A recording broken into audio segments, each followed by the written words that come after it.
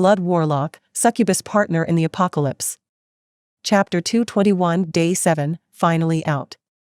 With Shangguan Bing Shui's first words said, Nangong Yi and Nangong Lingxin looked at each other. The elder brother nodded naturally and said in a deep, serious voice, as long as the rules are fair, you don't need to worry about any of that. Shangguan Bing Shui ignored his words directly and instead came to the topic at hand, about that camp. Tell me everything you know. From the number of armed men and the type of equipment to the division of powers and evolvers. The more the better. The corner of Nangong Yi's mouth twitched a couple of times, and he finally realized that the extremely beautiful young woman in front of him not only had a cold and indifferent face, but her personality matched her appearance. Although Shangguan Bing Shui looked extremely beautiful and brave in her deep blue leather armor, as she sat there, she looked like nothing more than an ordinary person. From an onlooker's point of view, she was nothing but a powerless beauty. But Nangong Yi was no fool. Someone capable of leading all these armed men could not be simple. Even the mage Kong Lan was sitting to the side with an expression of respect and admiration on her face every time she looked at her. Moreover, although it was something more intuitive, Nangong Yi and Nangong Lingxin felt like they were looking at a huge mountain instead of a person each time they looked at the young woman sitting in front of them. After a moment of silence, Nangong Yi began to tell in detail what he knew. Leader, to be completely honest, I don't know exactly how much power the camp that I and my sister escaped from controls. He thought Shangguan Bing Shui was the highest leader, so he directly called her that. No one in the room seemed to mind too much and let him continue. After all, it was true that Shangguan Bing Shui was one of the leaders. Not the highest leader, but a leader for sure. He continued, what I do know quite accurately is the amount of armed forces controlled by Kong Rong. Kong Rong controls approximately 230 men with guns used by the People's Liberation Army in ancient times, quite similar to the weaponry that the group of soldiers outside possesses, but perhaps with less firepower. Nangong Yi had naturally seen the machine guns and rifles that the beginning village soldiers used. He judged that they must have opened a vintage military camp. Kong Rong found or opened a military camp? Shangguan Bing Shui interrupted and a slight frown appeared on her face. No. Nangong Yi shook his head without hesitation. Definitely no. Neither Kong Rong nor the other police chief have opened a military camp. They all use the supplies that the two police stations controlled before the apocalypse. I see. Go on. Shangguan Bing Shui relaxed a little. If the other group had opened a military camp, things would be more complicated and she would probably have to wait for Baizemin to come out of his confinement to decide what to do, since it was too crucial a decision. But if not, then it was easier and there was no need to go around the issue so much. Other than these 230 armed men, there are no heavy weaponry like tanks or anything similar. Nangong Yi thought deeply for a moment before continuing, at most, 4 or 5 vehicles with mounted weapons similar to those outside. Nangong Yi was powerful even among the Kong Rong forces. He knew a lot of information about this man's faction and without hesitation spilled everything he knew. Anyway, his family and the other side could not coexist. Besides, this was a good opportunity to see what this group was capable of. If they were weak, then he would have to think about what to do together with his sister. From Nangong Yi's mouth, Shangguan Bing Shui got a rough general idea of the situation in the other camp. Apart from the 230 armed men and a couple of vehicles mounted with weapons, Kong Rong had under his command approximately 100 people who had evolved by absorbing soul power. The power among these evolvers varied. Some of them had barely begun to evolve, while others were terribly powerful. Kong Rong's faction, after entering into a dispute with the other faction, occupied the southern part of the camp with approximately half of the survivors under his command. The name of the other police chief who controlled the northern part of the camp was Lu Yan. Lu Yan was already in his 50s, but with the help of several of his trusted men, he managed to evolve quite a bit, so he looked quite healthy despite his age. As for how powerful Lu Yan's forces were or what levels his evolvers were, Nangong Yi did not know. Since Kong Rong controls 50% and Lu Yan controls the other 50%, the strength between the two sides should be quite balanced then. Shangguan Bing Shui thought to herself as she gently took a sip of tea. This tea was extremely fragrant and of high quality. There were only about 400 grams in total, and except for important meetings, even someone like her could not enjoy it often. If the strength between the two sides were too different, then one would have already swallowed the other. Otherwise, why on earth would Lu Yen allow Kong Rong to protect his son Kong Hong after his own daughter was almost raped? Therefore, the strength of the two must have been so similar that neither side was willing to risk attacking the other fiercely for fear of losing everything or achieving a victory so miserable that it could not even be called a victory. Still, the situation was a bit complicated. If it was only a few hundred armed men, Shangguan Bingshui was 100% sure to finish them all off regardless of whether they had battle tanks or not. The problem here was that the other sides also had more than 200 evolvers in total. Even if these evolvers were of a lower level and Shangguan Bingshui was countless times more powerful, a human was not the same as a beast. Humans could think out tactics, and if she made a small mistake she could end up falling. Shangguan Bingshui did not know what active skills the other party had, and without this information, she was unwilling to make a hasty decision. She was aware that an army of ants could end the life of an elephant. Shangguan Bingshui herself had defeated a level 47 fully evolved first-order goblin while she was still only level 25 using tactics and knowledge. This was the best evidence that even first-order existences could fall before a weaker but smarter and more cunning enemy. Kai Jingyi and the rest inside the room remained silent. Their gazes were partially focused on the silver-haired woman who seemed to be deep in thought. After more than 10 minutes during which she had drawn up different plans, countermeasures, and after having thought of countless situations, Shangguan Bingshui finally finished drinking her cup of tea. She calmly said, "We'd better wait for Bai Zemin to come out of his confinement and fully recover before deciding what to do." Then, she looked at the two Nangong siblings and said with characteristic coldness, "You two should stay around. You'll have to lead the way in a few days." With Camp Baiquan to the south and another camp to the north, the beginning village was practically enclosed and they could only return to the west where the university was or to the east by an unknown path. Therefore, it was natural to have to attack one of the parties if they wanted to continue to grow freely. Although Shangguan Bingshui was very confident, this decision was extremely important and the risks of failure could be devastating. Moreover, she also knew that with Bai Zemin there teaming up with her, even if the other side was twice as powerful they could still only fall obediently. Two first-order existences with considerably high levels and powerful active skills teaming up against a few hundred evolvers could only result in total domination. After saying those words, she stood up straight and left. She still had a lot of work to oversee and things that needed to be done by her personally. Her time was too valuable and every minute that passed could result in the evolution of a powerful enemy. This? Nangong Lingxin was dumbfounded. This beautiful young lady arrived like a cold breeze and at the same speed she arrived, she left. She gave no explanation for anything and did as she pleased. This was the difference of status and power. Kai Jingyi and Kong Lan looked at each other and sighed in relief. Fortunately, Shangguan Bingshui was still rational as always and did not get carried away by power. If she gave the order to attack the other party, with Bai Zemin away, no one would be able to oppose her. Who is this person called Bai Zemin? Nangong Yi finally woke up when Shangguan Bingshui left and asked what caught his attention the most. Wasn't that young beauty the leader of this group? If so, then why on earth would she need someone else's approval? He was secretly surprised. Kai Jingyi giggled softly and as she stood up said with a tinge of pride in her voice, "Bai Zemin is the main leader of our group." What? Nangong Yi was once again surprised although he already had his doubts about it, that young miss from before then. She is Shangguan Bingshui. She could also be counted as the leader of this camp. It's just that Bai Zemin is stronger, so he makes the most important decisions. Kong Lan wasn't too sure either, but she said what she thought. The two Nangong siblings looked at each other, not knowing what to think about it. In the end, they both shook their heads and decided to wait. It wasn't like they could do anything else at the moment anyway. Time passed quickly.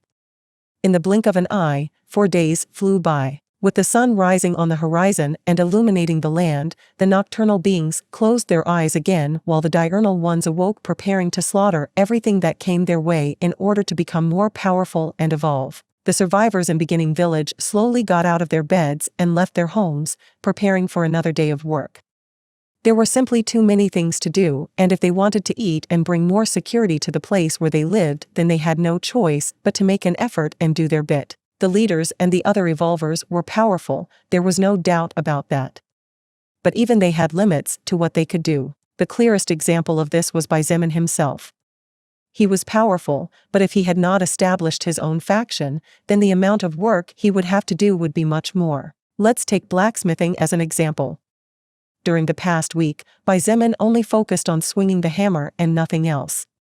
But if he were alone, then he would have to dismantle the monsters by himself, throw away the useless parts and separate them from the useful ones, take care of the meat so it wouldn't rot, take care of the blood, and many other tasks. But thanks to the fact that he built a faction step by step, he could take small freedoms and focus on really important things, thus decreasing the amount of effort he would originally have to put in. If he had to go through all the processes, forget about a week, even a month of work wouldn't necessarily have been enough. Crack. The door to the workshop that had remained practically completely closed for 7 days, finally opened. Blood Warlock, Succubus Partner in the Apocalypse. Chapter 222 First Order Chenhe. The central area of the beginning village was where 100% of the battle power was concentrated, from the lowest soldiers to those who led squads of several dozen men, all of them lived in the central area. While there were differences in treatment, as was the case with the type of food they could enjoy or the luxuries they could afford, as well as the difference in the quality of houses, they all enjoyed the same title, royalty. At first, it was fine since the beginning village barely had 1,000 survivors anyway. But after the 4 big bosses were defeated and Xiein's group took over the territory, they began to tirelessly expand in all directions while searching for resources and rescuing more and more survivors. Therefore, it was necessary to make some adjustments in the government and the separation of power. After all, a common soldier could not enjoy the same title as those who controlled the real power of the settlement. In one of the larger villas in the center of the village. This villa had a total of 4 floors in all and occupied a large tract of land.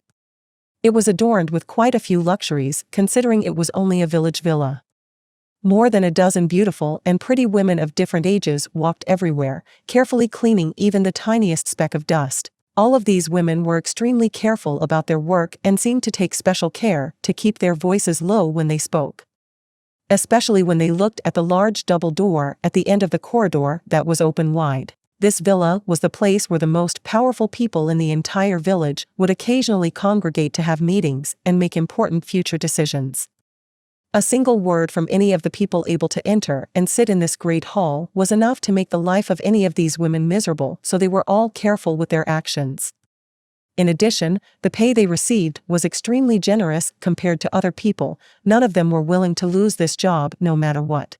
Inside the huge hall, Xietain was resting with his eyes closed. Standing behind him, Lilith in her lily form had a faint smile on her face while her charming dark eyes occasionally glittered. The atmosphere was quiet and calm, a gentle atmosphere that could only exist when the trust between 2 people reached a certain threshold. Xietain was currently wearing comfortable clothes, he had not yet put on his armor. What he was doing at the moment was gliding through the records engraved in his soul. Although he had not left his workshop for a total of 7 days, his records had slight changes, but only now could he focus on them, as when the green letters appeared in his retina, he simply pushed them away as he was focused on blacksmithing and nothing but blacksmithing. Blacksmithing, first order passive skill, level 2, increases your ability and knowledge of forging to double. You have a 5% chance to forge items with a special characteristic even using normal low-quality materials with no special characteristics. After forging so many equipment for 7 days with practically no rest and consuming 1 first-order soul stone and 10 unclassified soul stones, Xiein's blacksmithing skill evolved quite a lot.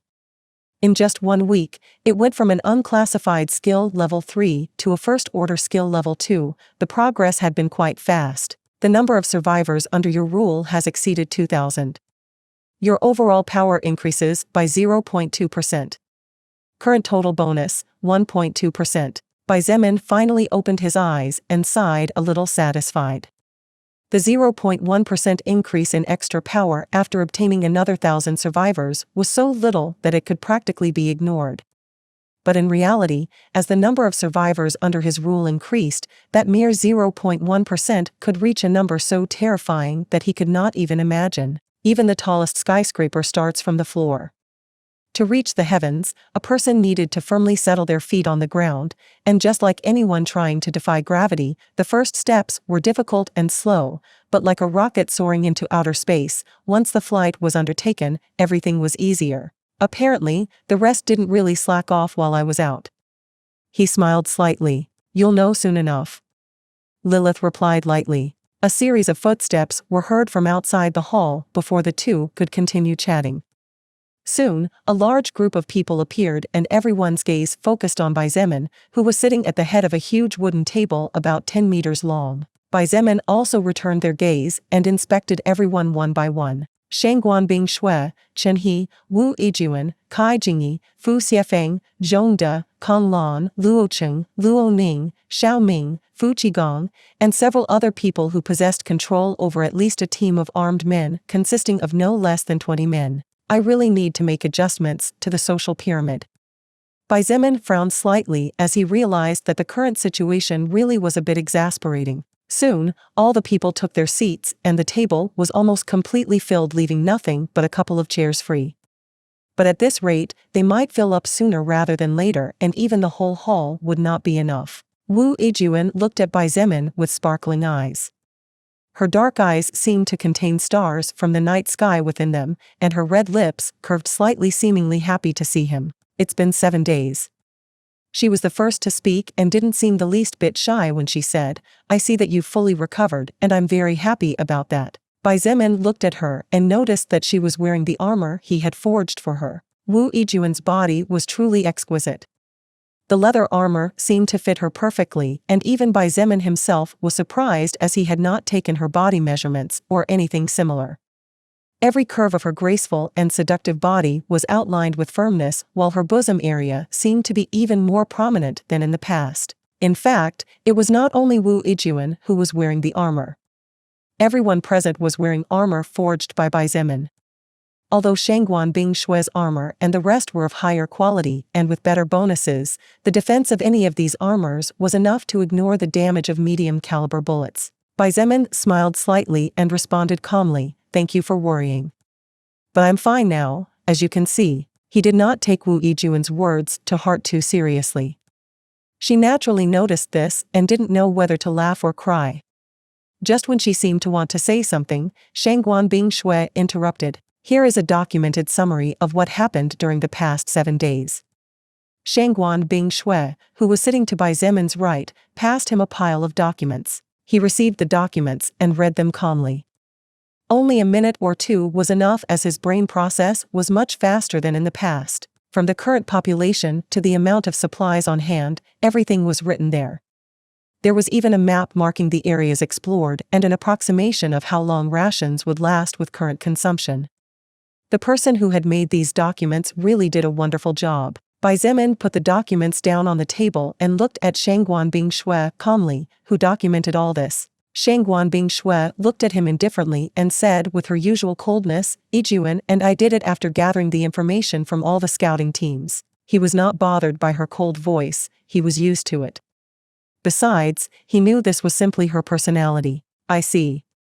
He nodded calmly and looked at the two women as he said, You two did a great job.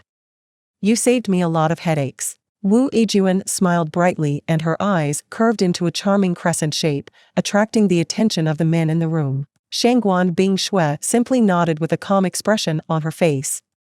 Although her expression did not change, every little gesture she made was surprisingly elegant and beautiful to look at. Xietain finally looked at Chen He and said with a faint smile, Congratulations on evolving to First Order. The room fell silent when those words came out of his mouth. Among those present, almost everyone knew what a First Order existence represented. Everyone's gaze fell on Chen He, and the way they looked at him changed completely. Chen He was not embarrassed by the stares he received. He was already used to being the focus of attention from a young age, so he was able to act naturally. He looked at Xietain with a smile and nodded, Thank you very much. I only advanced 2 days ago. Then, he said with some surprise, But how do you know I break through? I was going to announce it during this meeting and only told Xietain and Bing Shui until now. Since Bai Zemin was confined in his workshop, it was impossible for Shangguan Bing Shui or Wu Yijun to have told him the news. Simply put, he noticed it by himself. This was something Chen he could not understand, so he asked doubtfully. Bai Zemin calmly replied, I have absorbed a lot of first-order soul power. So much so that, except for some high-level beasts, I don't even receive extra stats anymore. Therefore, I can feel the difference in the aura between an unclassified existence and a first-order existence quite easily. Chen He's eyes finally lit up and he understood. The same thing happened to him when unclassified existences appeared. He could identify the difference immediately, so Bai Zemin's words made a lot of sense. Still, Chen He could not help but smile bitterly in secret. While Bai Zemin received almost no stats from any first-order beings, he still received a great and powerful boost every time he killed one. This left a bitter taste in his mouth, as with those words, Bai Zemin had inadvertently said that his soul power was much purer than his and consequently much more powerful as well. Bai Zemin did not seem to be aware of Chen He's thoughts. His gaze swept over everyone in the room, pausing on Kai Jingyi for a moment. If you need help with your breakthrough mission, just tell me, he offered. Kai Jingyi smiled sweetly and nodded. She had managed to break through level 24 during the previous week, advancing to level 25 and thus receiving her evolution mission to First Order. Then, Bai Zemin's gaze fell on the only two people he had never seen before and who, judging by the aura of their bodies, were only slightly weaker than Kai Jingyi. This surprised him a little, since Kai Jingyi was currently the fifth or fourth most powerful person in his faction. But after some thought, that surprise disappeared completely. It was only natural that among so many people, some had certain talents or had had their own fortuitous encounters. They may even have spent sleepless nights hunting zombies to tirelessly raise their levels. He and his group were not the only ones evolving and growing. While Bai Zemin was scanning the two of them, Nangong Yi and Nangong Lingxin were also secretly studying him. Over the past 4 days since joining this group, Nangong Yi and Nangong Lingxin had heard many things about the main leader. His feats had practically spread among every survivor, and even those new ones who had never seen him before were aware of his brilliance. But what Nangong Lingxin and her brother did not expect was that this leader was only a young man of 20 or 21 years old. Blood Warlock, Succubus Partner in the Apocalypse. Chapter 223, I Want to Be a King. Bai Zemin's current appearance was undoubtedly above average, not too much, but above average. If the human model of beauty was a rating from 1 to 10, then he would undoubtedly be a solid 7. Compared to his past barely 5, the improvement had been quite great. However, it was hardly noticeable to those who had been by his side during the whole process of evolution. Even to himself it was difficult to notice such a change. But for people like Nangong Lingxin and Nangong Yi, who were only seeing him for the first time, things were different. If they saw a picture of Bai Zemin a month ago, they would undoubtedly be surprised. In fact, among all those present, the person who had changed the most physically was Bai Zemin. Although Shangguan Bing Shui and Chen He were also first-order beings, the improvement in appearance they both received through evolution had not been as great as his. As for the reason, it could be because Shangguan Bing Shui and Chen He were practically perfect from the beginning, even without the intervention of soul power and soul record.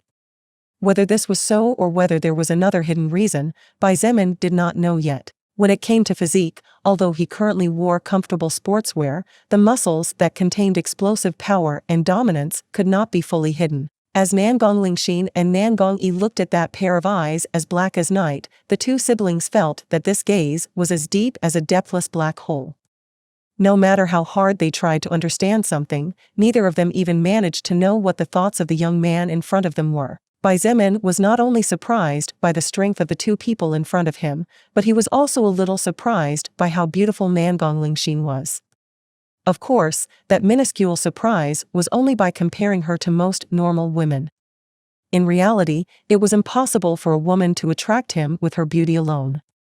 Not after spending so much time with a succubus like Lilith. Seeing Bai Zemin looking at the new recruits, Shangguan Bing Shui intruded on them both. These two are new members of the group. They joined while you were working in your workshop. The woman's name is Nangong Lingxin, the man Nangong Yi. As for their levels, Alright, before that, I would like to talk about another matter. Bai Zemin interrupted her. He did not want everyone present to know the levels of people who in the future might be important. Shangguan Bingshui frowned slightly as she thought it was a bit impolite of Bai Zemin to interrupt her mid-dialogue.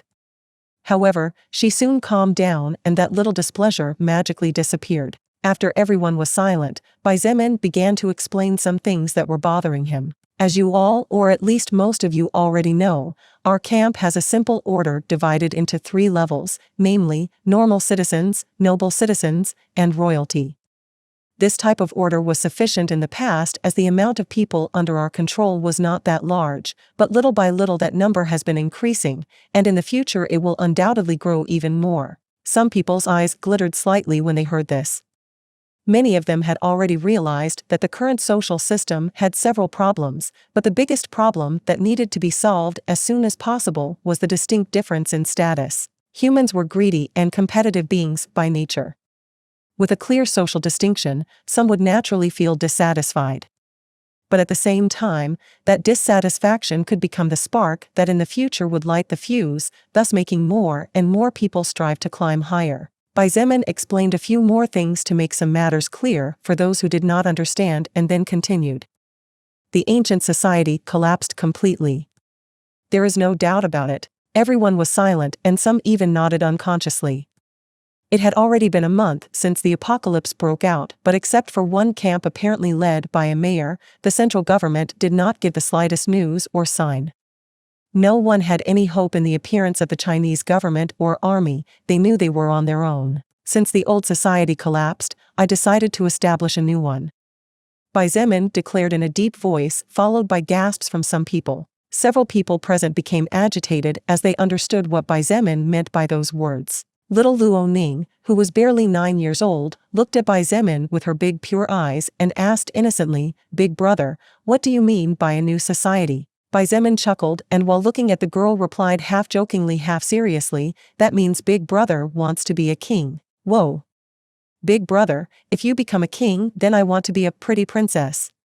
Luo Ning's eyes sparkled and a big smile appeared on her face. She apparently liked the idea of him being a king. Ha ha ha.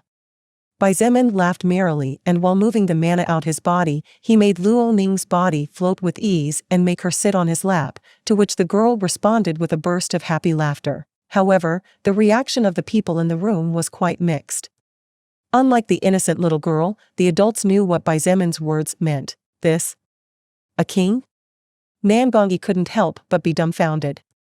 He looked at the young man sitting in the main seat as if he was looking at a madman. You're joking, aren't you? Bai Zemin looked at him slightly and his lips curved upward slightly. What do you think? He replied rhetorically. His voice was as serious as could be. Fu Qigong finally couldn't sit idly by after hearing Bai Zemin's words and seeing that he really meant what he said. Wait a moment. A king? Bai Zemin, that would be the same as going against Dash's words caught in his throat and he could not continue. No one attacked him, but he himself realized that what he was about to say was nonsensical. Government? Where was the government now? In fact, was there really even an active government? As for the army, Fu Qigong was quite an experienced military man, but even then he and his men were kicked aside like dogs, and even several brothers were shot to death by those who in the past were their comrades. In the end, Fu Qigong sighed and his shoulders slumped as he sat with a helpless look on his face. This military man, who in the past enjoyed the rank of sergeant, realized that trying to return China to the China of the past was nothing more than a deluded and childish dream. Wasn't he wearing the armor of a monster never seen before? Today it was evolved or mutated leather armor that replaced bulletproof vests. Tomorrow, war tanks could be replaced by some kind of magical weapon built from monster materials. With the intervention of mana, the world was changing. People were changing too. So, the rules, the lifestyle, and society as a whole needed to change to adapt to the changes as well. After thinking about this, Fu Qigong's mood improved remarkably. He looked at Bai Zemin and said earnestly, "As long as you do not harm innocents, I am willing to serve you with my life. Let me welcome you again then." Bai Zemin chuckled and nodded with a satisfied expression. Whatever thoughts Fu Qigong might have, a brave and experienced soldier was more than welcome. Bai Zemin looked at everyone present and asked with a calm expression on his face. "Are any of you not satisfied with what I said?" The people looked at each other, but no one stood up. Many were afraid that Bai Zemin would explode their heads with a punch. Surprisingly, the first person to speak was Kai Jingyi. "Leader, if you allow me, go ahead." He nodded calmly. He knew what she wanted to say. The girl was trying to clear up doubts from the others. Kai Jingyi sighed in relief that he wasn't angry, and then she continued. "If you want to become a king, then what will happen to the current social system?" Bai Zemin did not hesitate and said, "I plan to use the social pyramid used in the Middle Ages, but with some modifications." Shangguan Bing Shui, Wu Yijuan, Chen He, and the rest looked at him waiting for his next words. The looks varied, but Bai Zemin did not seem to mind as he continued speaking. Starting from the highest to the lowest position, king, high nobility, and army, low nobility, high citizens, low citizens. And lastly, serfs, also known as slaves. Slaves. Chen He and Wu Yijuan sucked in cold air when they heard the word slaves. Although they had somehow already expected it, this did not lessen the shock they felt. As members of high-powered families in China's government or military, slavery was something they could not agree to no matter what. This was not something as simple as principles. Their upbringing from birth prevented them from believing it. Forget about them, everyone in the room freaked out. Still, no one dared to interrupt. Shangguan Bing Shui frowned and seemed to want to say something, but suddenly, as if realizing something, the corner of her lips lifted slightly and her eyes glittered playfully. Bai Zemin explained the social system and the divisions. There was no need to explain that the king was the absolute ruler. The high nobility was divided into a few minor subgroups: archduke, duke, and marquis. The ranks of the army would remain the same as today, but with some minor changes. The lower nobility was divided into 3 minor subgroups, just like the high nobility: count, viscount, baron. Normal citizens had no subdivisions. This large group was composed of all those who worked. Their treatment could vary depending on the merits achieved through their work. The low citizens did not have subdivisions either. They were all those who did nothing and, except for slaves, were the lowest caste. They would all eat the worst of meals, sleep in the worst of accommodations, and enjoy zero privilege as they had no private property, and even the clothes they wore did not belong to them. They were like slaves, with the only difference being that they were still free to leave at will. As for the slaves, Bai Zemin paused and a cold light flashed in his eyes. Those who betray the group will be executed, their family turned into slaves, and forced to do hard labor. Even if a member of the lower nobility decides to kill them or play with them at will, there is no problem at all. Those who strongly oppose in the king's way, once captured and neutralized, will be given the opportunity to join a new military troop where they can earn merits and be like any other citizen. But if they resist even then, they will be forced to become slaves for the rest of their lives. Those who rape or kill innocents will be turned into slaves. But if anyone dares to touch a single hair of a small child, that person will be executed. No exception. Bai Zemin's voice was as cold as ice. Especially at the end, his voice seemed to be that of a demon from hell. As everyone looked at little Luo Ning, who seemed oblivious to everything as she sat on his lap, they all noticed that the leader seemed to be quite kind to children. The room was silent for a long time, while those small leaders of a small squad of armed men looked anxiously around, as they knew that their real status was not enough to interfere in this kind of talks and decisions. Those who did have the power of speech lowered their heads and plunged into deep thoughts. Blood Warlock, Succubus Partner in the Apocalypse. Chapter 224: A King and a Dynasty. The thoughts in the minds of each person present were varied but at the same time similar. Weird, but if one were to put oneself in the shoes of these people, one would realize that it was extremely understandable. It was true. There was no doubt that a new social system was urgently needed.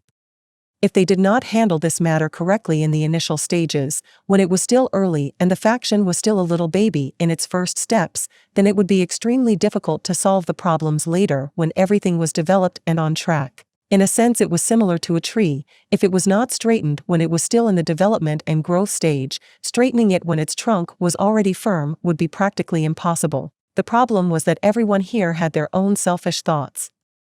This was natural. After all, every human being and every mind was a completely different infinite world. What position will I occupy in the new social pyramid? What benefits will I receive? Will I still be able to enjoy the same privileges? Will I lose something in the process? Will my rights be less than they are now?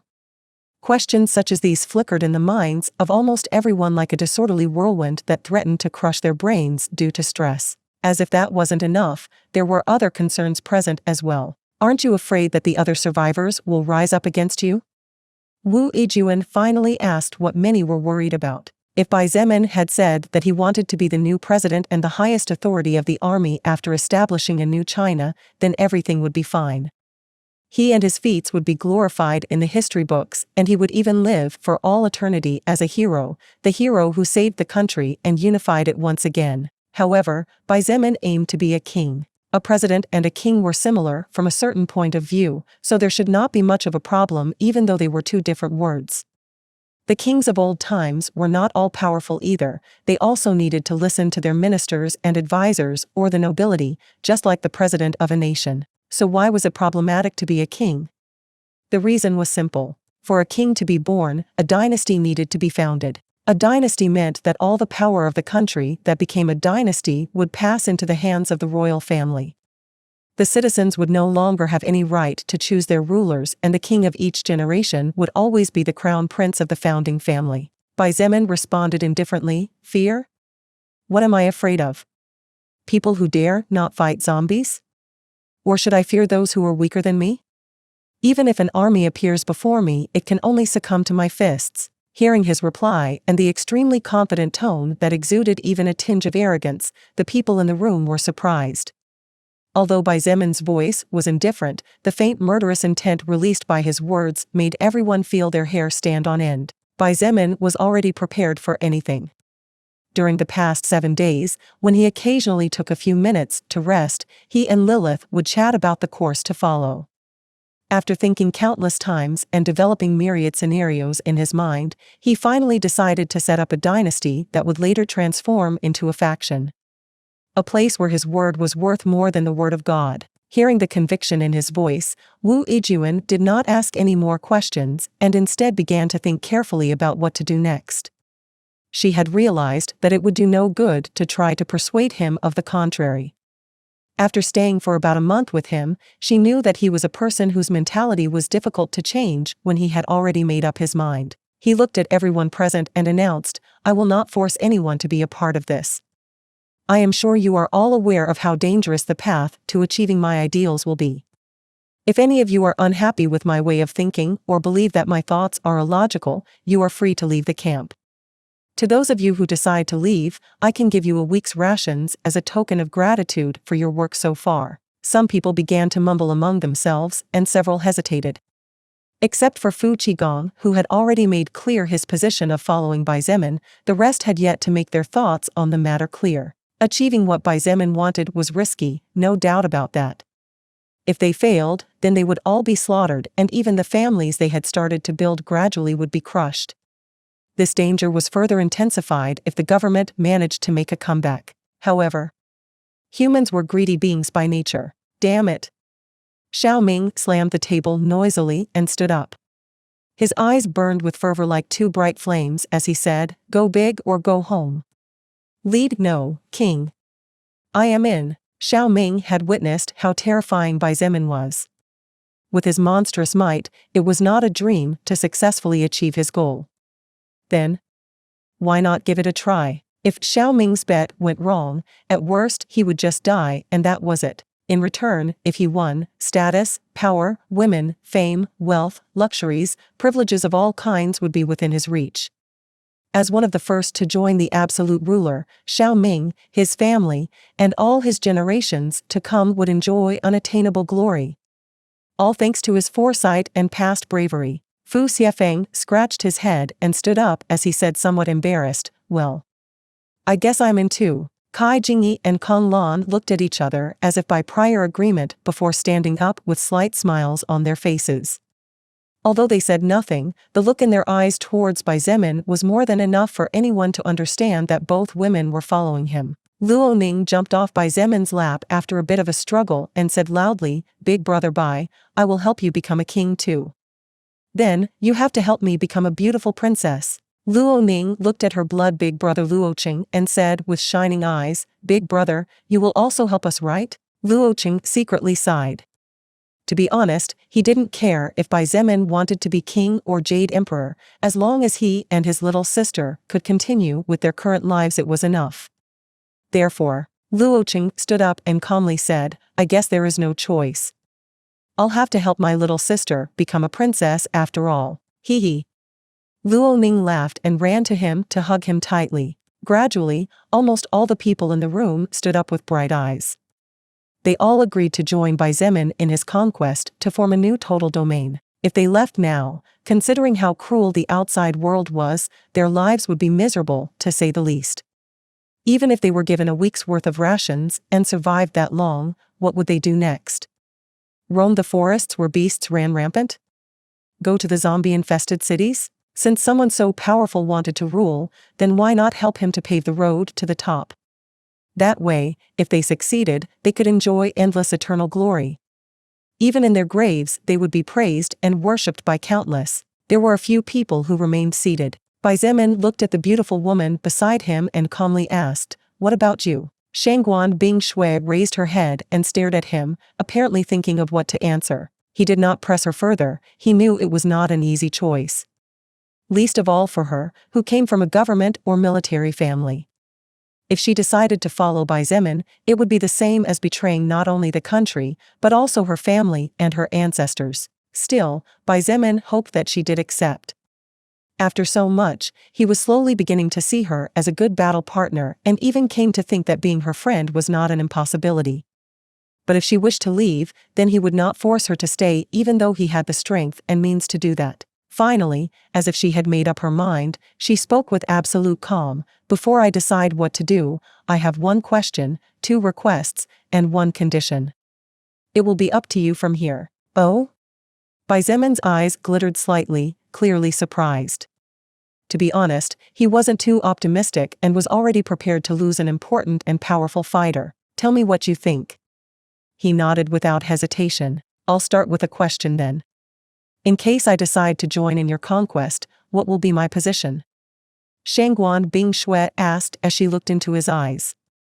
Her bright sky-blue eyes were so piercing that they seemed to be able to see into his very soul, as if she wanted to see his truths and his lies. Bai Zemin chuckled and shook his head.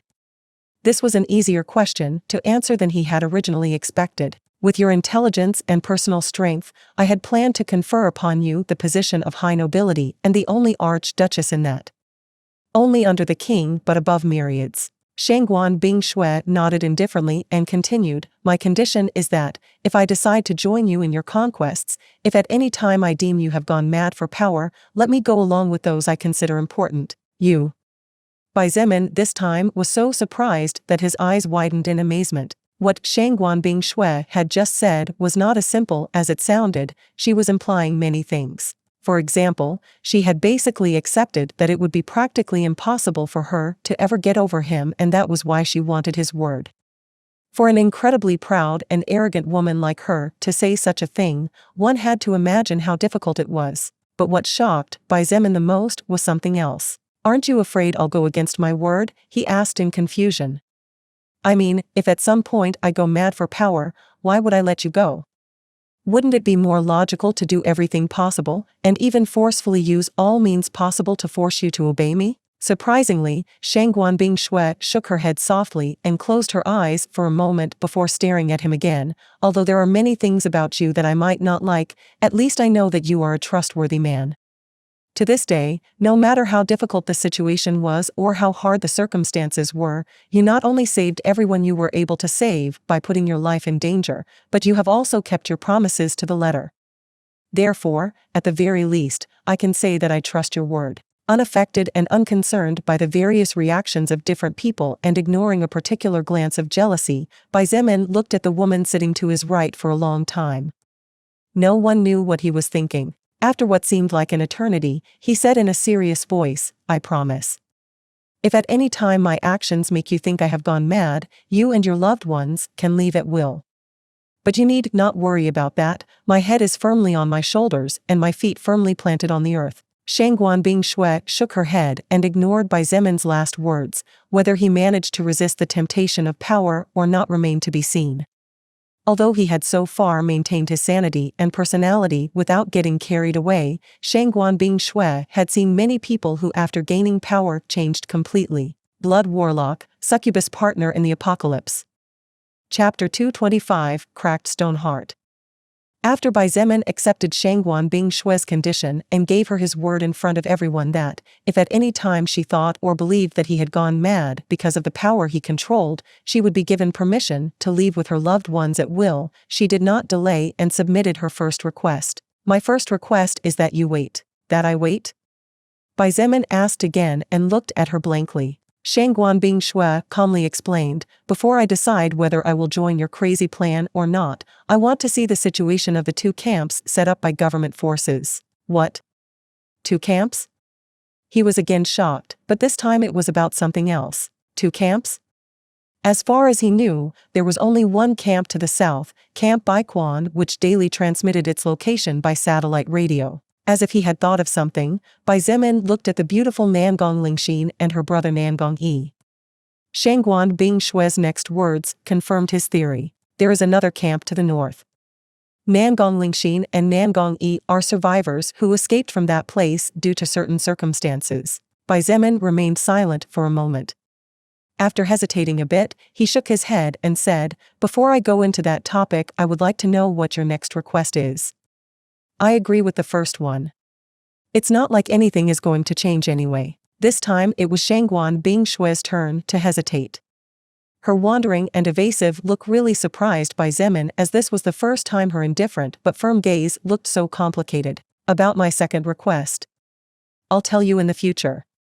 In the end, she shook her head and sighed lightly. Bai Zemin was silent for a while as he gently tapped the table with his finger before cautiously saying, okay. As long as your demand isn't crazy or doesn't harm my interests or that of anyone in the group, it should be fine. Shangguan Bingshui nodded indifferently and did not say anything else. Her expression did not change after hearing Bai Zemin's words, which suggested that her request should be more of a personal thing that did not involve other people. At least that was what he assumed. As to whether this was the case or not was unknown. Seeing that she remained silent, Bai Zemin looked at Wu Yijun. The beautiful woman with an extremely seductive body and an innocent face like that of a little girl looked hesitant. Her two black eyes seemed to be having an internal struggle as different emotions constantly blinked inside them, but this was quite natural. Bai Zemin understood Wu Yijun's struggles perfectly. Unlike Shangguan Bingshui, who seemed to have her own story to tell and problems with her family, Wu Yijun was always happy in her family. This could be seen based on her outgoing and cheerful personality, like a butterfly fluttering among the spring flowers. As the granddaughter of the Premier of China and a member of a family with who knew how many years of history, it was extremely difficult for Wu Yijun to accept what Bai Zemin was putting forward today. If she accepted it meant the same as opposing everything her family had fought to build and the ideals her loved ones had implanted in her from an early age. You don't need to worry. Bai Zemin's calm voice caught her gaze. When she looked up and met that pair of eyes as deep as a depthless abyss, Wu Yijun's heart skipped a beat. Even if you can't join my ideals, it's also okay. He continued and looked at Shangguan Bingshui for a moment before saying, since you are Shangguan Bingshui's friend, I will not ask you to leave. However, if at some point your family and I clash, it is likely that at that time you will be forced to take a decision. Besides, as long as you are here, you will have to obey my orders as you have done so far. Of course, if you want to leave, you are free to do so at will. The hall fell silent. All those who had already agreed to be part of Bai Zemin's crazy idea of unifying the whole country under a single sovereign looked at the beautiful Wu Yijun waiting for her reaction and her response. Wu Yijun looked at Lily, who had been silent throughout the meeting as she stood behind Bai Zemin with a slight smile. She couldn't help but feel inferior to this girl whose face was nothing out of this world. In the end, Wu Yijun realized how pathetic she must look at this moment. But what frustrated her most was her own indecisiveness. At first, Wu Yijun felt only a slight attraction to the young man in front of her.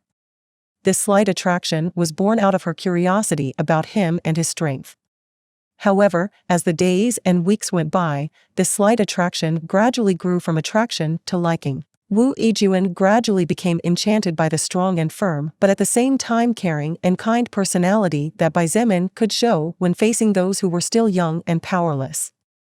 She slowly began to realize that while he was strong, terrifyingly strong like no one she had ever seen before, he was also a person of flesh and blood who made mistakes and got tired. A few days ago, when Wu Yijun received the Walker freezing staff and the rest of the equipment that Bai Zemin forged to her, as she read the description of the item, she realized that he had persevered even after so many failures. At that time, Wu Yijun believed that she had fallen in love with him, and just by not seeing him for a couple of days her heart felt empty. However, now she realized that her crush was nothing more than a joke. The word love and the feeling it represented could mean many things to different people. But Wu Yijun was always one of those people who believed that love was everything. For love, a person should be willing to go to hell itself even if it meant not coming back. However, she was hesitating about something so simple. Curious and lost, Wu Yijun couldn't help but look at Lily and ask, "May I know what you will do, me?" Lilith in her human form was noticeably surprised as she did not expect someone to suddenly speak to her. For a moment she didn't know what to say. Wu Yijun pursued, "Will you join Bai Zemin in this wild scheme he devised?" Lily chuckled and said, as if it was the most natural thing in the world, "Why wouldn't I? Let alone follow him with something as simple as this, even if he wishes to oppose God and the demon lord, I will be his partner." Wu Yijun was silent as she listened to the woman's reply in front of her. Like the rest inside the hall, her eyes were filled with surprise, and the way she looked at this woman changed completely. Wasn't this love? She thought. Compared to the resolution in Lily's gaze, Wu Yijun felt like a little girl playing peekaboo. In fact, Shangguan Bingshui also looked at Lily strangely. Her eyes had a strange glint in them, but her expression did not reveal her inner thoughts. Bai Zemin did not know whether to laugh or cry when he heard Lilith's words.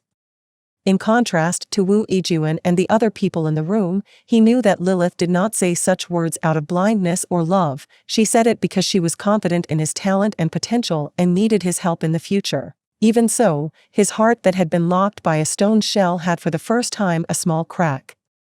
The crack was so small that it could practically be ignored, but a crack was a crack. Everything big was once small. Regardless of her motives, Lilith's words rang full of confidence and completely true from Bai Zemin's point of view. The fact that she, who knew better than anyone how powerful the two existences she mentioned were, said she would be on his side even if he wanted to overthrow them, represented a lot to him. Blood Warlock, Succubus Partner in the Apocalypse. Chapter 226, Wu Yijun's Determination and Chen He's Condition. Wu Yijun, Shangguan Bingshui, and probably everyone inside the hall believed that Lily was in love with Bai Zemin or, at the very least, incredibly attracted to him. Those who knew the story were really curious since the way Bai Zemin and Lily had met in the past had not been dramatic in any way, but strangely they became closer than anyone else in a matter of hours. On the other hand, Bai Zemin believed that Lilith's words came from the fact that she needed his help. Not at this moment, as he was still weak, but in the future. As for love, honestly, Bai Zemin never thought about it. In his eyes, Lilith was his benefactor in every sense of the word. She was a noble and exalted existence. He was sure that even among the higher existences not many women could compare to her. Lilith herself had confirmed it once in the past, and Bai Zemin did not feel that she was lying. So how could a being like her, who had never fallen in love and had never allowed a man to touch her, fall in love with someone who was not only infinitely weaker to myriads of men who were also infinitely more handsome than him? Bai Zemin was proud, but he was not a blindly arrogant person. What did he have to offer her to believe that she loved him? The answer was so simple that it didn't even take much thought. From Bai Zemin's point of view, every time Lilith joked with him and playfully teased him, it was nothing more than fun to lighten the heavy mood that hung in the chaotic world. Everyone could judge or assume different things for themselves. As for how everything really was, only Lilith herself knew. After a slight silence, where Lilith was receiving different kinds of looks, a small sigh was heard that attracted everyone's attention again. Everyone's eyes focused on the beautiful Wu Yijun, who seemed to have made up her mind what to do next. Her eyes met the two black eyes of the young man sitting in the chair at the head of the large mahogany wooden table, and thousands of thoughts were going through her mind at the same time. But perhaps the most dominant thought was the one that somehow helped her to make a decision. Somehow, Wu Yijun felt that entering the heart of Bai Zemin would probably be more difficult than reaching level 50 and evolving to second order.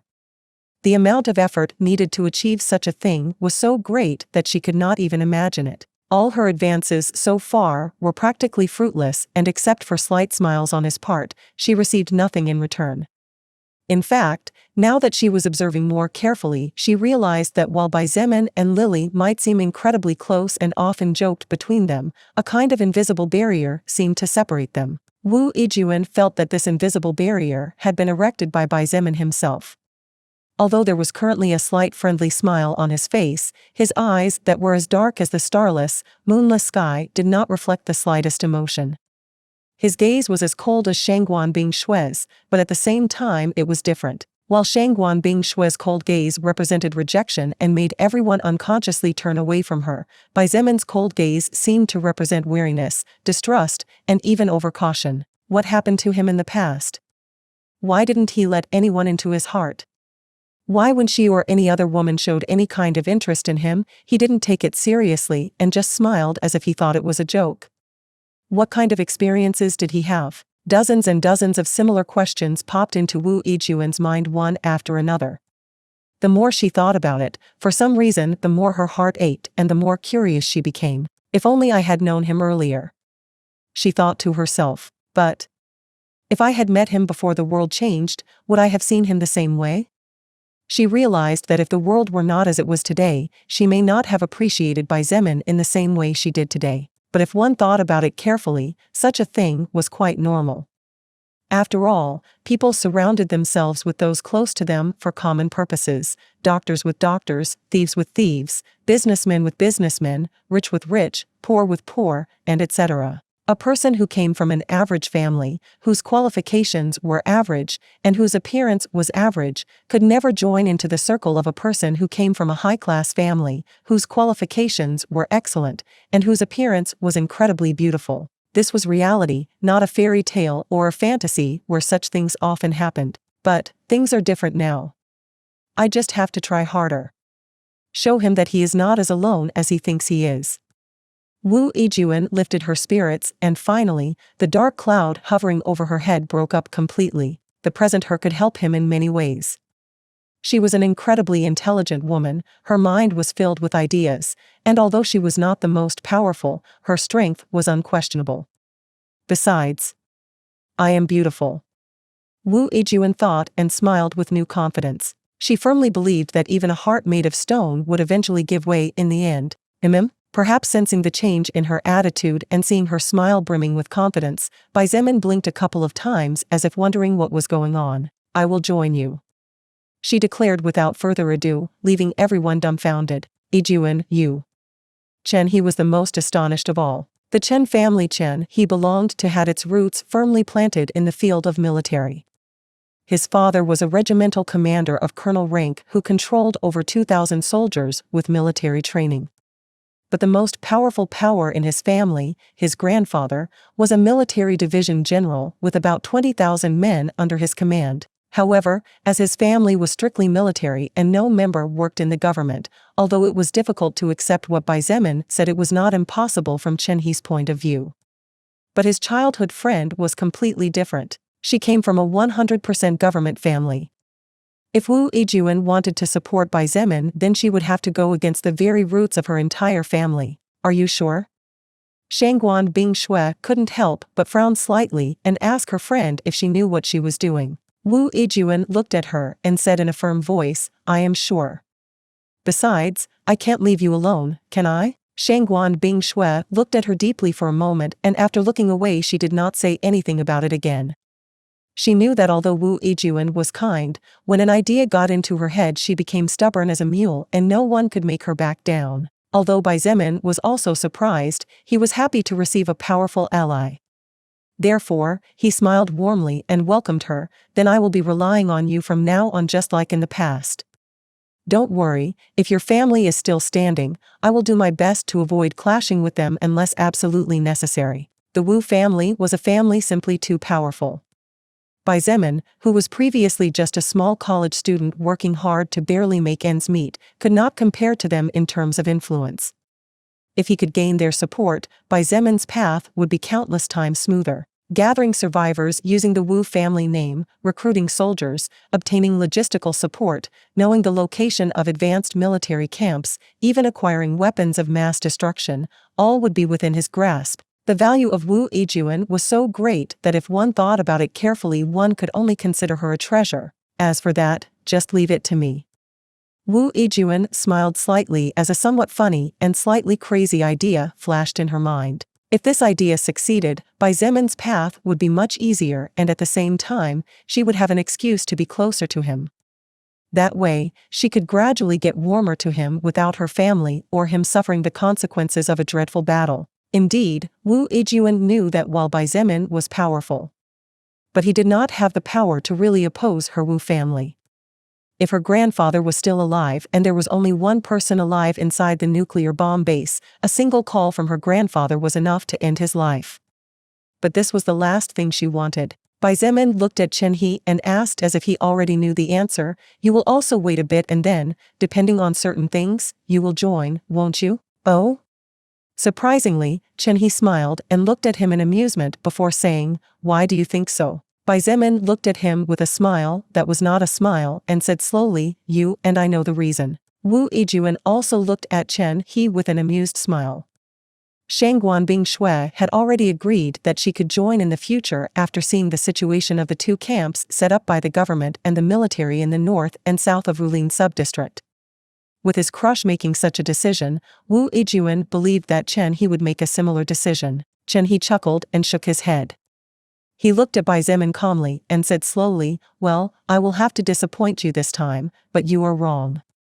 I will join you and help you with all my might regardless of whether Bing Shui joins your conquests or not. I just have a single condition." "Huh?" Wu Yijun was dumbfounded and looked at her childhood friend as if she was looking at an alien out of television. This was the first time in approximately 17 or 18 years that Chen He had made a firm decision that might even go against Shangguan Bingshui and could take him away from her. Wu Yijun was so shocked that her little pink mouth opened slightly and her two big dark eyes were glittering with utter disbelief. She looked at Shangguan Bingshui to see her reaction. Unfortunately, Shangguan Bingshui seemed as indifferent as ever. Even after hearing what Chen He said, it seemed like she didn't care or that it wasn't enough to move her emotions in the slightest. "Oh?" Bai Zemin was also very surprised. Although he had only met and interacted with this young and talented archer for a month, Chen He was acting depending on the movements of the silver-haired woman sitting next to him. Could it be that he finally grew some balls? Bai Zemin thought amused and asked, "Tell me what your condition is.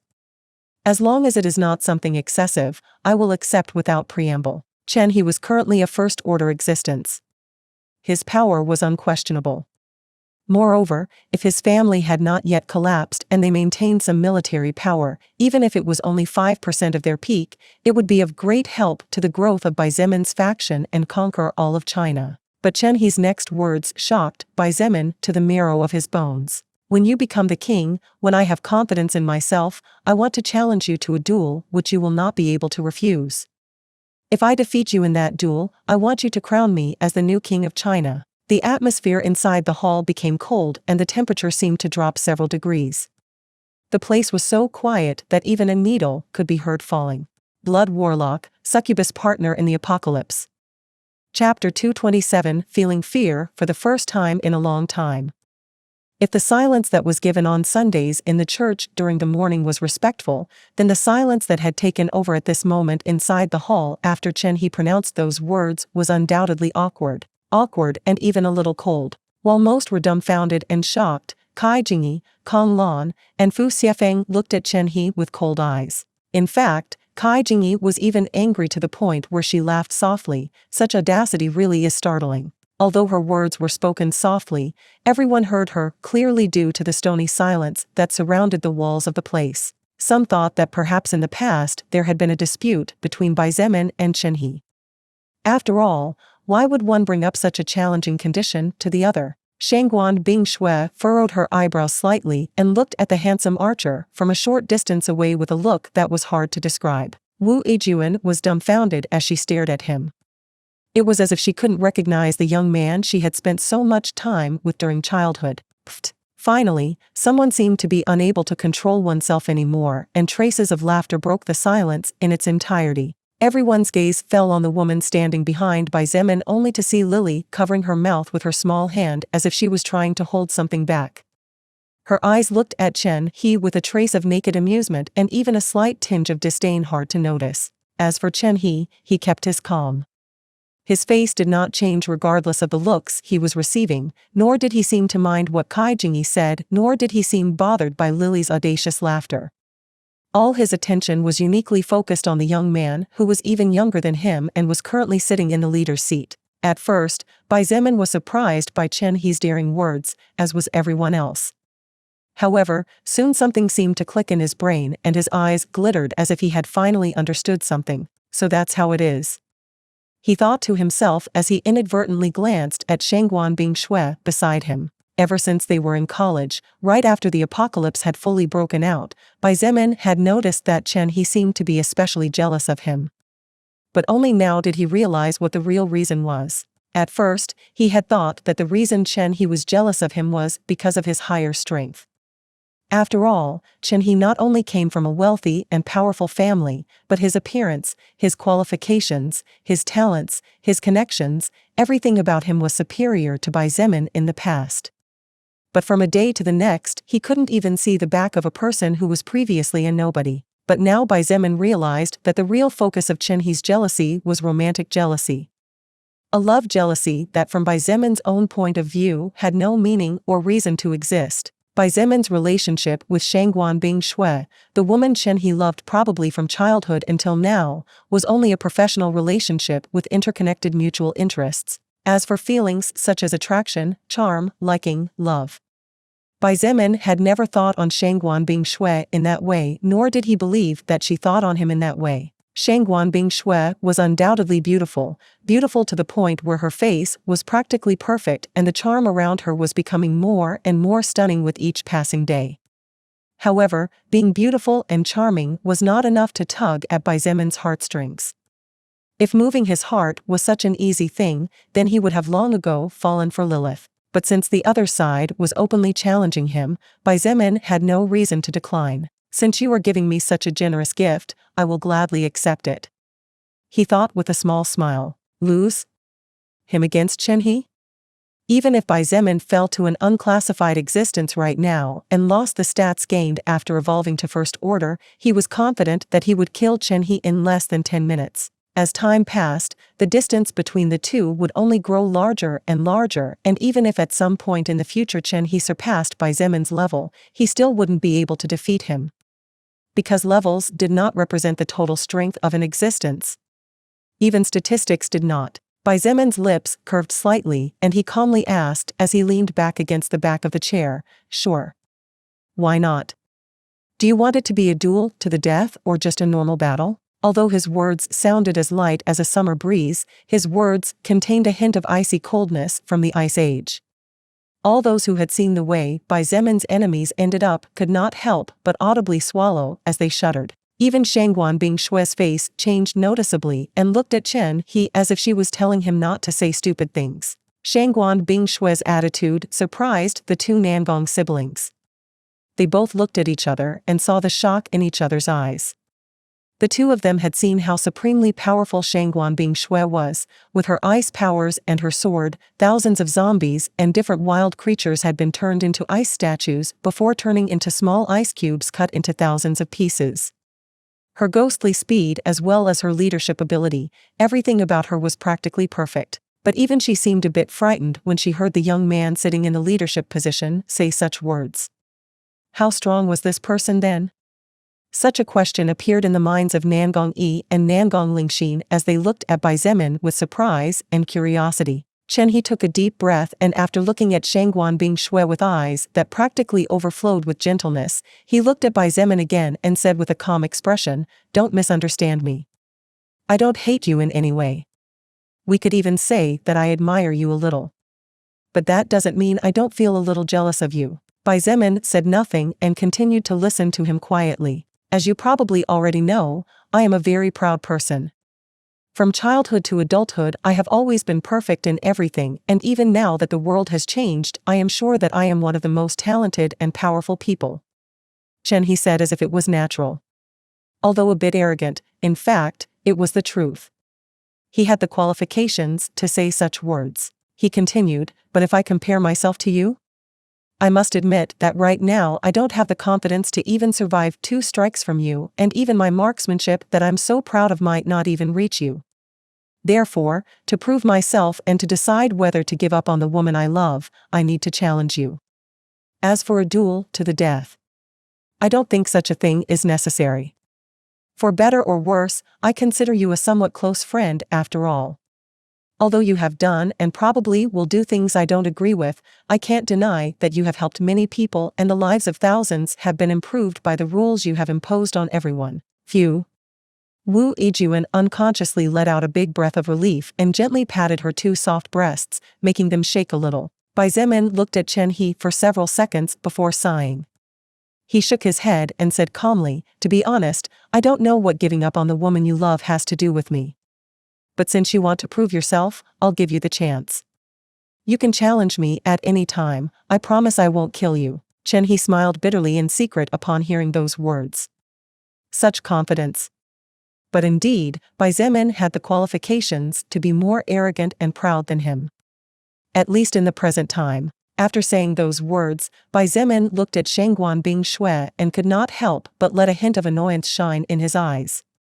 His voice, with a hint of anger, sounded inside the hall, "Woman, if you don't love a person just say it loud and clear." Shangguan Bingshui looked at him indifferently and a smirk appeared at the corner of her lips but still said nothing. Even Wu Yijun looked at him strangely and Chen He coughed a couple of times.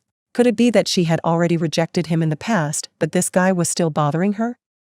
Noticing the stares of the 2 women and the somewhat embarrassed attitude of the archer, Bai Zemin realized that it would be best not to interfere in the matter of the others. It was just that due to his bad experience in the past, Bai Zemin couldn't bear things, so such words came out of his mouth without thinking. Forget it. You 2 are a couple of weirdos. What you do or what you don't do, as long as it doesn't harm me, is your own business. Bai Zemin waved a hand and cut the matter short there. By the way, where the hell is Zhong Da? He frowned. He had long felt that a person was missing here, but only now did he notice that the missing person was one of the people who had been following him from the very beginning. The one who answered his question was Wu Yijun. Zhong Da together with a squad of about 100 people cleared the entire road to the south 2 days ago. Oh? Bai Zemin's eyes lit up upon hearing this. Finally, the road was cleared. After wiping out the Baiquan camp, Bai Zemin only had to cross the Rulin border to get out of Yanqing district. Just a little more, and he could finally reach Chongping district where his family lived. The mere thought of seeing those 3 faces again made Bai Zemin's heart, which was always calm even in the face of death itself, beat uncontrollably. Wu Yijun was extremely happy as well. She said with shining eyes and a big smile, if we do everything quickly and without stopping, in a couple of days we will finally reach Chongping district. Wu Yijun's father and mother lived in Chongping district after all. In fact, her father was the mayor of Chongping district.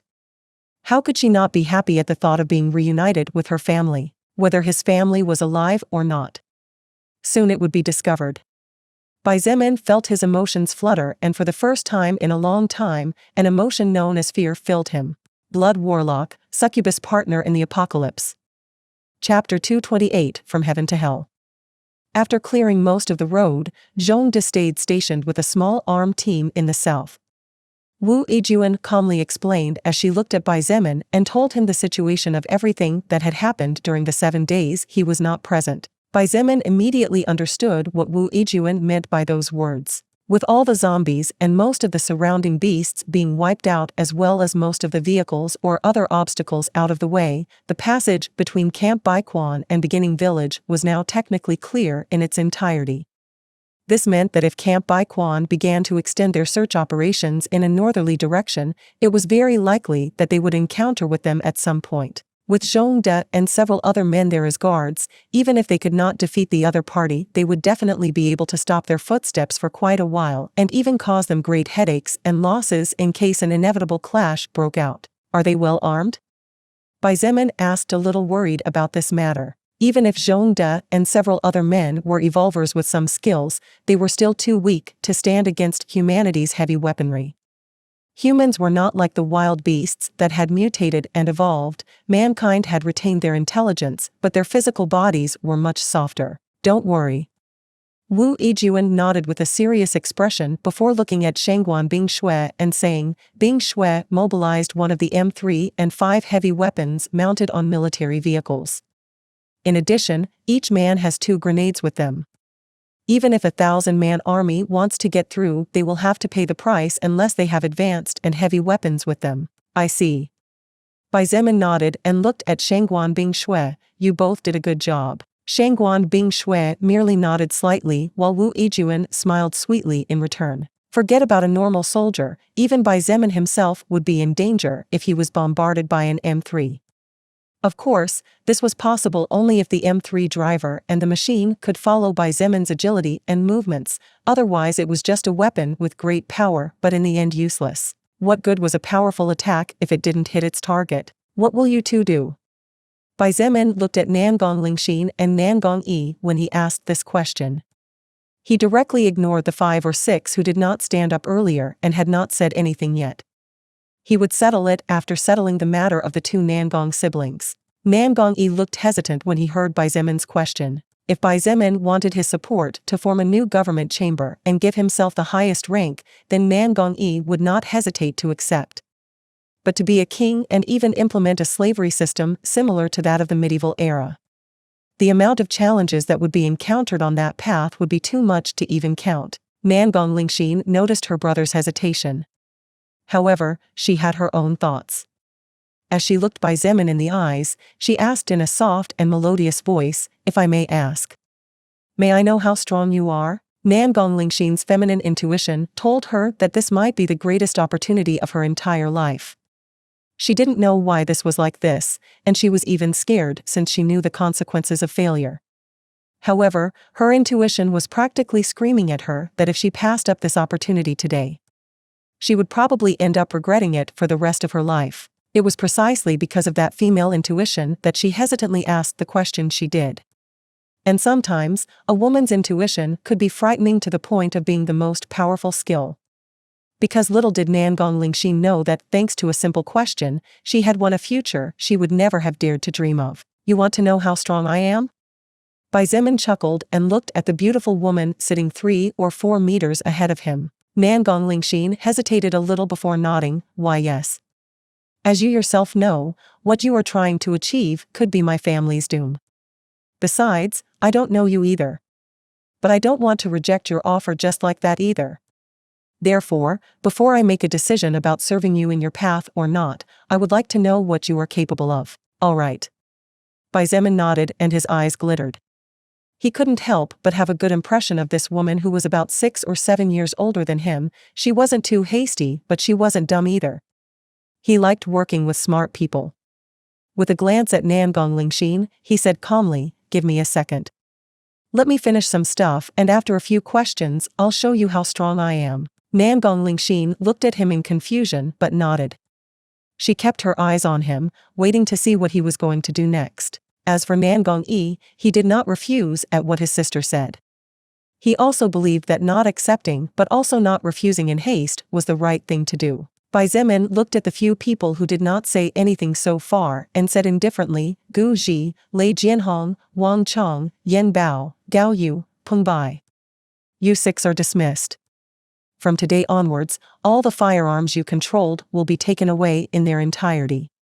Furthermore, to avoid involving you in the event that my plan of conquest fails, your positions within the army will be revoked. As a consequence, from this exact moment on, you lose all rights and privileges of high rank. The social status of the 6 of you is currently the equivalent of low citizens since you have no employment. If you wish to become normal citizens, you are welcome to report to the office tables that are set up every day in the central square. The faces of the 6 men mentioned paled when they heard Bai Zemin's words. In the previous social system, they were part of royalty. In fact, their statuses were so high that they were even allowed to participate in this kind of assembly, and while they did not have the qualifications to speak, just being able to enter this hall was a sign of status and power. They ate the finest meals, slept in the most luxurious homes, and in the softest beds. They even had a beautiful woman or two waiting for them daily in their homes. But now, with just a few words from the 20-year-old in front of them, all these privileges had been revoked in their totality. From eating the best meals, they would have to make do with rice diluted in water, or work like mules to eat 3 bowls of rice a day with some bread. From sleeping in the most luxurious homes and in the most softest beds, from now on they would have to live in small houses through which moisture entered and on hard beds. Even the women who were waiting in their homes would leave them without hesitation and go to other men. What beautiful woman would want to stay with a couple of useless men who couldn't even feed them properly? But in fact, even if these women wanted to stay, the problem was that the men no longer had a big enough salary to feed their mouths. It was only after they lost everything that all they had lost, they realized what had been lost. They had foolishly assumed that their positions were secure. But only now did they awaken from their dreams and realize that by not agreeing to join and help Xietain in his conquests to become the king of China, they would naturally lose the privileges they had previously had when they did help him. Leader. Yan Bao wanted to say something, but before he could utter another word he was interrupted. Fu Xietain. Escort them out. Then go to the command center and inform each soldier that they were removed from their positions, and the soldiers under their command should wait as they will be reinstated soon by other groups. Also, if they wish to leave the village, have Qin Ming give them 3 days' worth of rations. Xietain said indifferently and did not even give the 6 men a second glance. Understood. Fu Xietain stood up and looked at the 6 people with an indifferent expression. Gentlemen, please. The 6 men were robust, and even the ones who were thin were tall and fit. It was in stark contrast to Fu Xietain, who even now was as thin as a matchstick. However, appearances were often misleading. These 6 men knew that they could not defeat the thin young man before them even if they had twice the strength, and even if they defeated him, there were even more terrifying monsters behind him waiting. With Fu Xietain exerting pressure and with Xietain unwilling to listen or give second chances, the 6 men had no choice but to stand up with ashen faces. Under everyone's gaze, the 6 walked out of the hall like lifeless bodies that had lost their souls, and the double wooden door was closed with a slight bang that awakened everyone inside the room. Those who had hesitated about joining Xietain's crazy idea earlier looked at each other and saw fear, terror, as well as relief and joy hidden in each other's eyes. Fortunately, they had decided to bet everything here, or else they would become the lowest caste in one step. They all looked at the young man smiling slightly in the main seat and finally realized that the smile was not as friendly as it seemed. This young man, barely 20 years old, had the power to send them from heaven to hell with a single command. He could keep them alive, but still make them experience what despair was like. Lilith in her human form observed everyone's expressions and scoffed inwardly. Some people were truly despicable. They wanted to enjoy high treatment but didn't want to work for it. They wanted honors and luxuries but were unwilling to risk themselves to obtain them. Did they think life was simple? Too bad. When they woke up from their fantasies, they had already lost everything and would probably never be able to get up again. Now that the cowards are gone, let's move on. Xietain kept the same smile on his face and looked at Nanong Lingxin and Nangong Yi. Can you tell me what kind of skills you have? Also, I would like to know what level each of you is at the moment. Blood Warlock, Succubus Partner in the Apocalypse. Chapter 229 Dragon Transformation, Part 1. The doors that separated the inner part of the hall from the outer part that led to the rest of the villa were firmly closed. The maids who occasionally passed through the hallway glanced once or twice curiously at the double wooden door and wondered what was happening inside. All the maids who were in charge of keeping this villa in order had seen how a few minutes ago a group of people came out from inside the room with heads down and dead expressions on their faces as if their parents had died. Even if they didn't know what was going on inside, they could at least judge that this group of people would probably have a bad life from now on if they made someone with real power angry. Inside the hall, practically everyone was silent as they looked at the young man sitting in the main seat. Some were afraid, others looked at him with respect, others looked at him with caution. But no matter what stares he received, the young man simply remained seated with an impassive expression on his face. The melodious voice of a beautiful woman was the only sound that could be heard, and everyone was listening to every word that came out of the woman's mouth. None dared to interrupt in any way. That would be all. Nangong Lingxin finished and held her breath as she looked at the young man who had his head slightly down at the moment. Bai Zemin nodded to himself after listening to Nangong Lingxin and was silent as he pondered. Nangong Yi and Nangong Lingxin had just openly stated their skills and levels so that Bai Zemin could get an idea of how powerful they were and what kind of value they would have to receive. The Nangong siblings knew that in case they decided to join Bai Zemin for real, the more powerful they were, the greater their value would be and the better their living conditions would be. Bai Zemin was secretly surprised. Nangong Yi, with his first order barbarian strength skill, was able to raise his strength stat far beyond what Zhongde could do, even though they were both of the same level. Of course, Zhongde had a different set of skills and would not necessarily lose against Nangong Yi in a death fight. But if it came down to pure strength, Nangong Yi was undoubtedly superior by a wide margin. But what surprised Bai Zemin the most was Nangong Lingxin's skill. As time passed, the drop of skill scrolls began to gradually decrease. In the past, even a normal zombie could drop skill scrolls and could even drop treasures if one was lucky. But at present, normal zombies dropped practically nothing after killing them. The first order energy barrier skill that Nangong Lingxin possessed was undoubtedly an extremely rare skill, and its chances of dropping after defeating an enemy should be very low. The reason why Bai Zemin was certain of this was because although his group had obtained several skills so far during the hunting times, neither he nor anyone else had seen or heard of such a skill until now. What Bai Zemin estimated was that first order energy barrier and first order lesser healing should be skills with extremely low drop probabilities. Although not as rare as his blood manipulation or Shangguan Bingshue's ice maker skill, they were definitely superior skills. I see. He finally nodded and looked at Nangong Lingxin with glittering eyes. To be honest, your skill has caught my attention. If you decide to join me, I can assure you a good position in the social pyramid. Nangong Lingxin's eyes sparkled slightly as she heard his words. She wanted to live as well as possible in this chaotic new world and give her family a more secure and dignified life. Of course, you are welcome to join us too. Bai Zemin did not forget to nod towards Nangong Yi as well. Although he didn't care much about Nangong Yi's skill, since what Bai Zemin appreciated more were rare skills with different purposes other than strength and combat, still he would be a great asset to his group. Seeing Nangong Yi nod, Bai Zemin chuckled and stood up as he said, "Now. You two wanted to know how strong I am, right?" The two siblings looked at each other before looking at Bai Zemin and nodding with serious expressions. Before making such an important decision, they wanted to be sure that the person they were going to follow had the qualifications to make them risk everything. Otherwise, they could only join the group as low citizens without working, or normal citizens working as mercenaries or similar. Just as Bai Zemin was about to say something, Fu Xiefeng, who had left several minutes ago, returned and opened the door with a bang. "What's happening?" Bai Zemin asked with a slight frown as he saw the young man's somewhat anxious face. "An armed group suddenly appeared in the north and they are fighting our soldiers right now." Fu Xiefeng gritted his teeth and said anxiously, according to the report from the head in charge of that squad, 2 people with extremely powerful skills appeared. One of them is immune to heavy caliber bullets, and they are unleashing a massacre at this point. Everyone's face changed when they heard this. That dog. He must have come to look for that little bitch surnamed Kong that I killed the other day.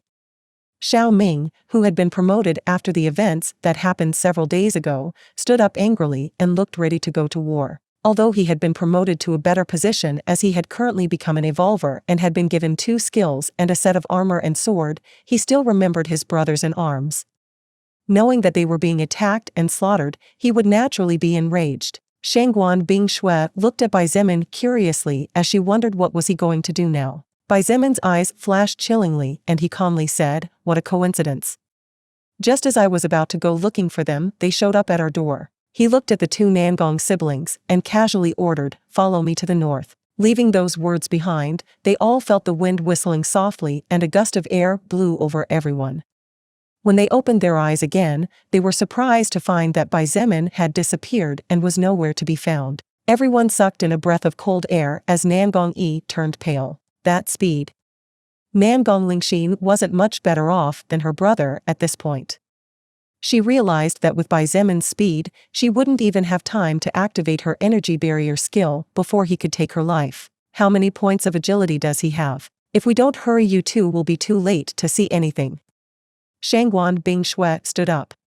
Her graceful body swayed gently and left several residual images as she disappeared from everyone's sight as well. Chen He, Wu Yijuan, Nan Gonglingxin, Nan Gongyi, Fu Xiefeng, Xiao Ming, Kai Jingyi, Kong Lan, and all those who had evolved regardless of their levels ran at full speed towards the north. Even little Luo Ning was no exception as she took advantage of the turmoil of the moment to mingle with the adults. Those who were fast disappeared in a few breaths, while most could only get into a vehicle and put their foot on the pedal hard. The normal survivors did not even manage to see the shadow of those who had a high level.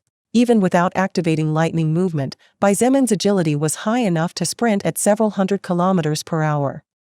The distance of 20 to 30 kilometers between the village and the street where the soldiers were stationed was nothing for someone like him. Of course, this was so because the entire road was clear and the zombies and wild animals had already been cleared in their entirety. If there were enemies, then Bai Zemin could not simply run wild. Besides, running at full speed consumed stamina at speeds too high to continue this kind of race for too long. In a matter of seconds, Bai Zemin approached the battle zone. The first thing he felt were the practically uninterrupted blasts fired by the guns. In his line of sight occasionally flashed golden glows, and on top of the rooftops, some snipers who were positioned were firing when they found the opportunity. The closer he got, the thicker the smell of blood became, and his nostrils soon filled with the characteristic iron smell of the blood. Even so, his expression remained indifferent and his eyes did not change in the slightest. To him, who had not only killed hundreds of thousands of enemies and had been saving and playing with their blood for a month, the smell of blood was as natural as drinking water. Although he knew that several of his soldiers had died and were still dying, his heart did not flutter in any way. The only emotion Bai Zemin felt was anger. This anger was not born out of his pity for them or grief at their deaths. His anger was born out of the fact that a group of filthy dogs were weakening what he had and still worked so hard to form. Arriving at a particularly tall building, Bai Zemin paused for a split second before lightly stomping the ground beneath his feet, rising several meters in the blink of an eye like a shadow. As if he were a supercomputer, Bai Zemin's eyes moved at astonishing speeds as he scanned his surroundings, and in less than 5 seconds he had already managed to capture the location of most of the enemies. Blood Warlock, Succubus Partner in the Apocalypse. Chapter 230 Dragon Transformation, Part 2 Last. A number of vehicles had stopped between several streets in a disorderly manner. The people inside clearly got out in a hurry as they didn't even bother to look where they were stopping, and there was one of them that even slammed hard into a building on the side of the road. Gun muzzles roared ferociously as they fired a seemingly endless storm of bullets.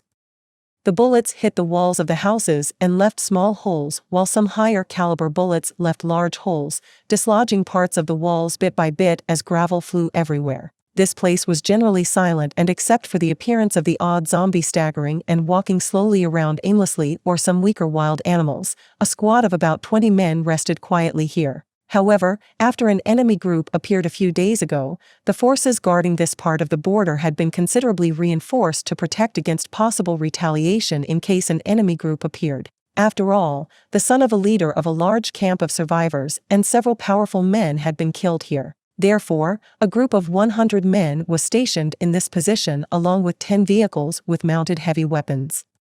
In addition, each soldier had a total of 200 rounds of ammunition, 1 grenade, and the support of 5 Type 53 heavy machine guns with several strips of ammunition. With approximately 40% of the beginning village's armed forces stationed here and plenty of weapons, these men believed that even if a large armed group appeared, they could hold out for a good while until reinforcements from the central base caught up. However, when the enemy group appeared, the defending soldiers realized that their thoughts were too naive. The other side had more than 60 men armed with Type 51 rifles and other types of weapons used by the Liberal Army many years before.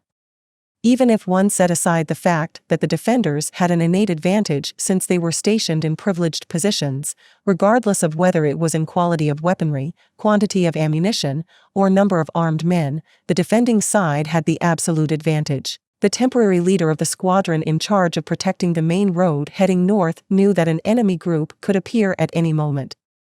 Therefore, when he noticed a large caravan of vehicles approaching from a distance raising a cloud of dust, he did not even hesitate when he ordered to fire. At first, taking advantage of the first strike advantage as well as their positions, the defending side had the upper hand and killed approximately 5 or 6 men from the opposing side who were unlucky and even managed to turn an enemy vehicle into a fiery fireball that exploded noisily. However, the appearance of 2 people with surprisingly powerful skills changed everything.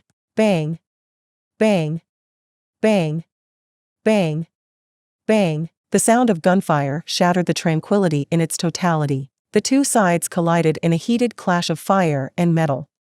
In the midst of such chaos, regardless of whether one was an expert or not, a single mistake or a bit of bad luck would be more than enough to make an entire life disappear in the blink of an eye. War was cruel precisely because one did not know if one would come out of it alive. The number of wounded and deaths accumulated little by little for both sides, and blood began to stain the earth once again.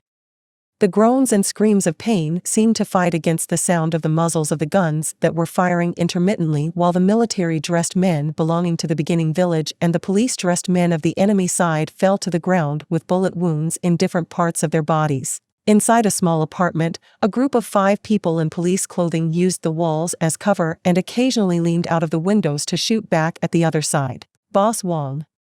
If we don't do something soon, we'll be surrounded by the enemy. A police officer shouted anxiously as he gritted his teeth and fired very carefully as if he was afraid of wasting one extra bullet. Dai-yun, what do you think? A tall and burly man over 2 meters tower-like in height whose skin was completely black inquired. His expression was calm even in the midst of all the shooting, as if none of this had anything to do with him. His eyes were small and his nose was a little sunken inward, which gave him a bit of an awkward appearance. But the pride and confidence in his voice was such that one would think he was the ruler of the world. Considering this is the shortest way to get to the south, and judging from the last transmission Kong Hong sent, he and his group definitely had to pass this area. A beautiful woman with an extremely hot body replied. Although her body was extremely seductive, her eyes looked like 2 caves of chilling ice as anyone who met her gaze hurriedly looked away. These 2 people were named Wang Zedong and Dai-yin. They were the 2 strongest of the 4 most powerful evolvers under the command of Kong Rong, one of the leaders of the survivors' camp from which the 2 Nangong siblings had fled. Wang Zedong was silent before a sneer appeared on his face. That guy Kong Hong chased that little kitty Nangong Lingxin all the way here, but probably ended up dying, ha ha ha. Why else would we not get news? He didn't seem worried about teasing his boss's son and didn't seem to care about his death either. Dai-yun said indifferently, even if that little brat is dead, we will have to kill all these soldiers. If we come back empty-handed, that fat pig with the surname Kong will start cursing and our pay might go down. Well, whatever. Wang Zedong stretched his body, causing several crackles similar to small explosions to echo throughout. Turns out I need to blow some heads off. After fighting that first order bull, things have been boring as fuck. Wang Zedong grunted noisily as he activated his skill. His body began to grow in size until he was 6 feet tall, his muscles swelled and his clothes broke out in shreds of cloth. On his skin, small but terrifying spiky scales with a metallic glint began to grow until even his face no longer looked human. The previously round pupils of his eyes elongated into a snake-like fringe, while a pair of sharp claws grew on his hands.